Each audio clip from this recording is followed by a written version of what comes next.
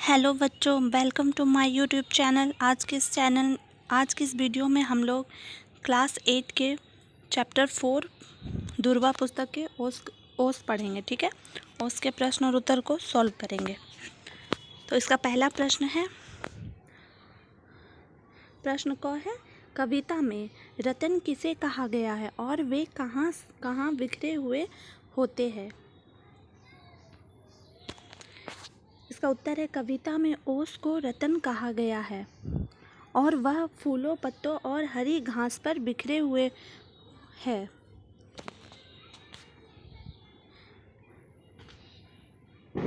ओस किसे कहते हैं? तो ओस है वो जो शीत होता है ना, शीत के बूंदों को ओस कहा जाता है। ठीक है। प्रश्न ख है, ओस कणों को देखकर कवि का मन क्या करना चाहता है।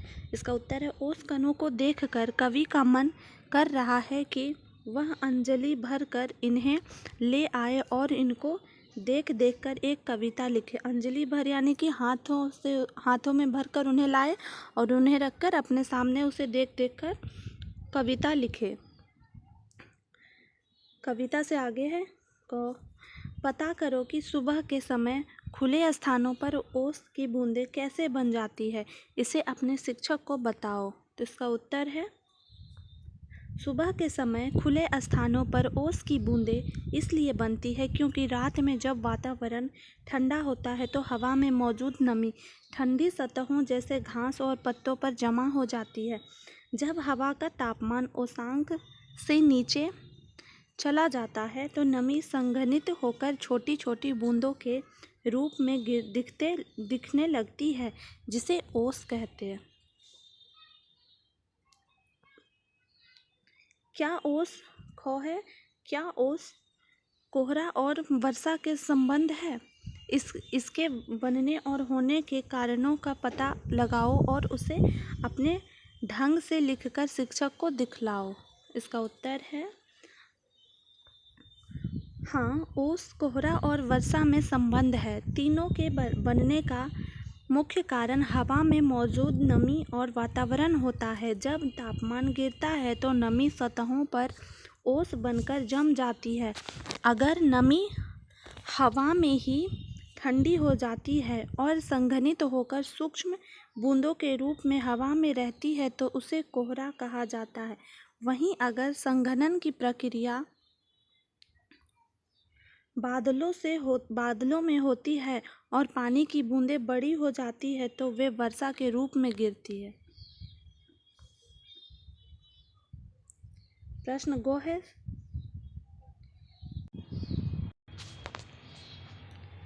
सूरज निकलने के कुछ समय बाद ओस कहाँ चली जाती है। इसका उत्तर तुम अपने मित्रों, बड़ों पुस्तकों और इंटरनेट की सहायता से प्राप्त करो और शिक्षक को बताओ। सूरज निकलने के बाद ओस धीरे धीरे वाष्पीकृत हो जाती है। सूरज की गर्मी से ओस की बूंदें पानी से भाप में बदल जाती है और हवा में विलीन हो जाती है। यही कारण है कि सूरज निकलने के बाद कुछ समय बाद ओस दिखाई नहीं देती है। तुम्हारी कल्पना, तीसरा है, इनकी शोभा निखर निखर कर इन पर कविता एक बनाओ। कवि ओस की सुंदरता पर एक कविता बनाना चाहते हैं। यदि तुम कवि के स्थान पर होते तो तुम कौन सी कविता बनाते? अपने मनपसंद विषय पर कोई कविता बनाओ। इसका उत्तर, यदि मैं कवि के स्थान पर होती तो मैं प्रकृति की सुंदरता पर एक कविता लिखती। इस कविता में पेड़ों की हरी भरी शाखाओं, पत्तों, खिलते हुए फूलों, बहती हुई नदी और चहचहाते पक्षियों की सुंदरता का वर्णन करती। कविता में जीवन की सरलता और प्रकृति की शांति का जिक्र होता। मौसम की बात, तुम्हारे विचार से यह किस मौसम की कविता हो सकती है? मेरे विचार से यह कविता सर्दी के मौसम की हो सकती है क्योंकि ओस की बूंदें ठंड के समय अधिक बनती है और इस मौसम में सुबह की सुंदरता दिखाई देती है।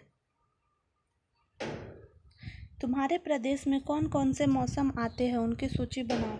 मेरे प्रदेश में वसंत, ग्रीष्म, वर्षा, शरद, हेमंत और शीत ऋतु आते हैं। तुम्हें कौन सा मौसम सबसे अधिक पसंद है और क्यों? मुझे वसंत ऋतु सबसे अधिक पसंद है क्योंकि इस समय मौसम बहुत सुहावना होता है। पेड़ पौधे फिर से हरे भरे हो जाते हैं, वातावरण में ताजगी का एहसास होता है और पेड़ पौधों पर फूल भी खिलते हैं।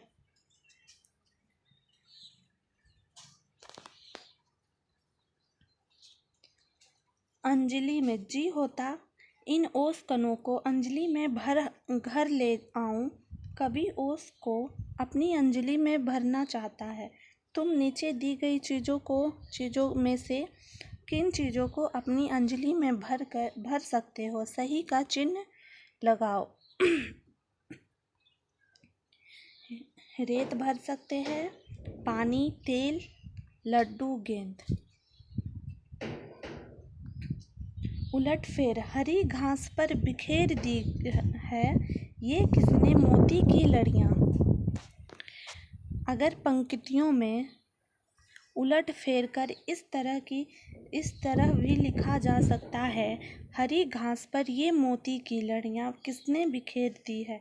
इसी तरह नीचे लिखी पंक्तियों में उलट फेर कर तुम भी उसे अपने ढंग से लिखो। कौन रात में गूंथ गया है ये उज्जवल हीरो की कड़ियाँ। उत्तर है रात में कौन ये उज्जवल हीरो की कड़ियाँ गूंथ गया है।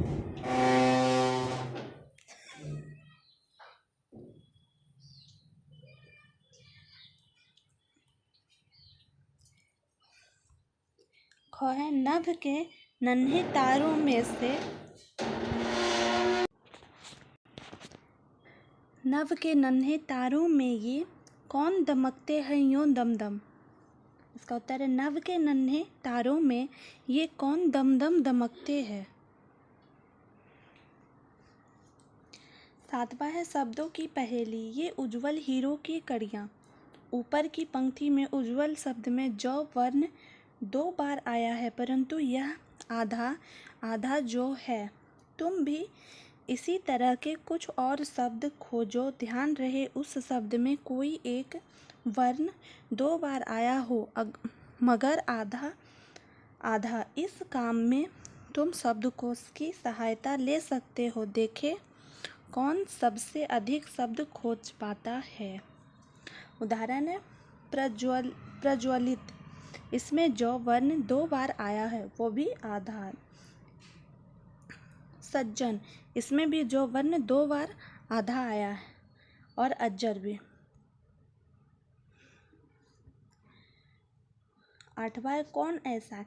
नीचे लिखी चीज़ों जैसी कुछ और चीज़ों का नाम सोचकर लिखो। क है जुगनू जैसे चमकीले तारे, तारों जैसी झिलमिल रोशनी के छोटे छोटे बल्ब, हीरो जैसे दमकते ओस की बूंदें, फूलों जैसे सुंदर मुख। 9वां बूझो मतलब संकेत दिया है बस बस बस बस बस बस इतना सा।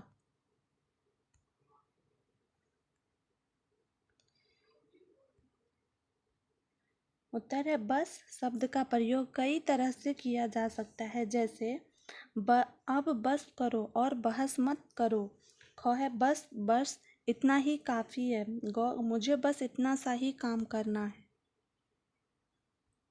10वां है रूप बदल कर, चमकना, चमकाना और चमकवाना। पहले चमक, फिर उसका रूप बदलना है चमकना में, फिर चमकाना में, फिर चमकवाना में। चमक शब्द के कुछ रूप ऊपर लिखे हैं, इसी प्रकार नीचे लिखे शब्दों का रूप बदलकर सही जगह पर भरो। आपको शब्द दिया गया है दमक, सरक, बिखर, बन। जरा सा रगड़ते ही हीरे ने दमकना शुरू कर दिया। तुम यह कमीज किस दर्जी से बनवाना चाहते हो। सांप ने धीरे धीरे सरकना शुरू कर दिया। लकी को मूर्ख बनाना तो बहुत आसान है, तुमने अब खिलौने बिखेरने बंद कर दिए।